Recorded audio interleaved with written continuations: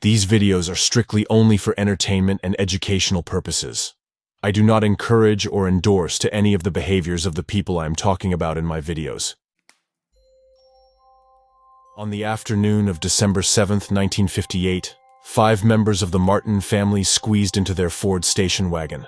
With Christmas around the corner, the family had decided to drive to the Columbia River Gorge to collect greenery to decorate their Portland home. Presumably planning to be back shortly, they left dishes in the sink and laundry in the washing machine. But the Martins never returned home. At some point on their drive that winter day, they disappeared, never to be seen alive again. For years, detectives tried to crack the case of the missing family of 5. Did the Columbia River get the lost Martin family? Or did the family's oldest child and sole survivor, Donald Martin, have them murdered? The night before he disappeared, 54-year-old Kenneth Martin put on a Santa suit and attended a Christmas party, where he handed out candy canes to his neighbors. By the following day, Kenneth still hadn't put the Santa suit away, so it still laid out by the time the Martin family left for their Sunday drive. His wife, 48-year-old Barbara Martin, had left a load of laundry in the laundry machine. Their oldest daughter, Barbie, was a 14-year-old freshman at the local high school. She and her younger sister's 13-year-old Virginia and 11-year-old Sue piled into the back of the cream and red-colored car for the afternoon trip. The Martin family made at least 2 stops before they disappeared. They ate at a restaurant in Hood River, Oregon, about 60 miles from Portland, and they purchased gasoline at Cascade Locks, about 40 miles up the Columbia River from home. But after filling up the tank, the family seemingly vanished. When they never returned to Portland, their friends called the police. But there were few clues in the case of the missing Martins. The sudden disappearance of the family of 5 baffled the police. Despite multiple searches, investigators couldn't find a single trace of the family, or even their station wagon. The Medford Mail Tribune reported that the first clue arrived in the Martin family's mailbox 2 weeks after they disappeared. A gas station receipt showing that Kenneth Martin had signed for 5 gallons of gas on the day of their disappearance. No money had been removed from the Martin family's bank account since. The receipt led authorities to Cascade Locks, the last place the family was seen. But when the discovery turned up, no more new helpful information was discovered. It seemed like another dead end. Hundreds of calls and letters poured in with tips, as alleged sightings of the family members popped up across the country. One woman even called in to say she'd had a vision the family was in water by a totem pole. But none of these tips brought police closer to the missing family. Authorities continued to scour the forest within a 50-mile radius of Portland. Then, in February 1959, they stumbled upon another clue. A set of tire tracks on a cliff overlooking the Columbia River that matched the family's 1954 Ford station wagon. Alarmingly, the tracks seemed to run off of the cliff. Hoping to find the car, the Army Corps of Engineers lowered the water level behind Bonneville Dam, but the search proved unsuccessful. Months went by before the next break in the case.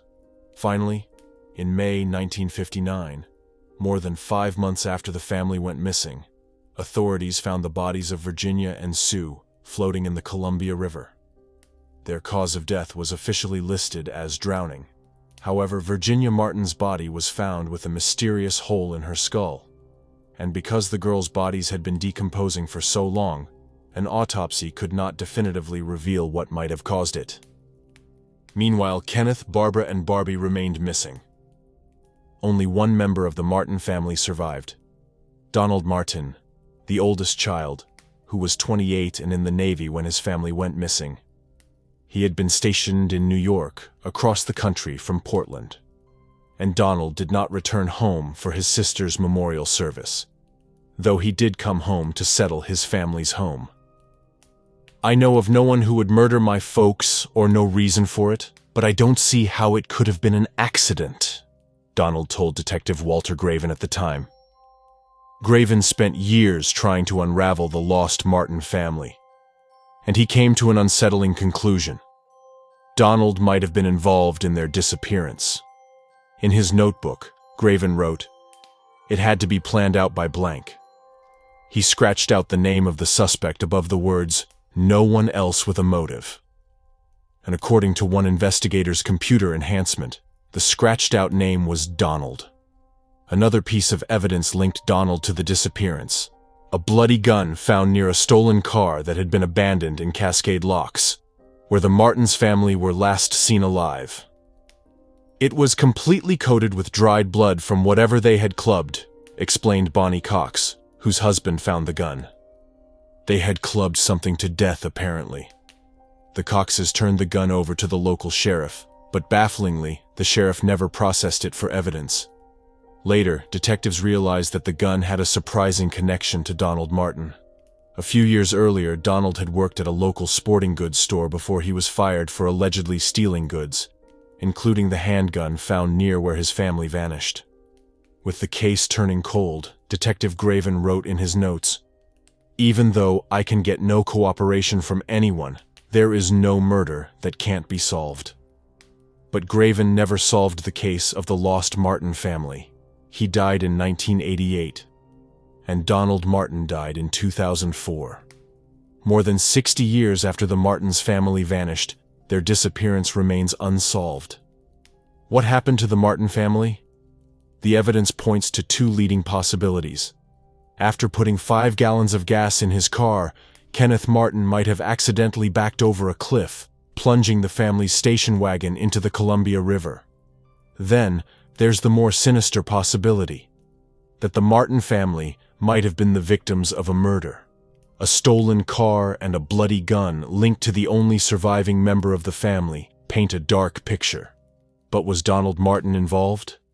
Without new evidence, and with 3 members of the family still missing, it's unlikely that the Martin family disappearance will ever be solved. Thank you for watching this video. Please feel free to share your thoughts in the comments down below. Don't forget to like the video and also subscribe for more. See you next time. Bye.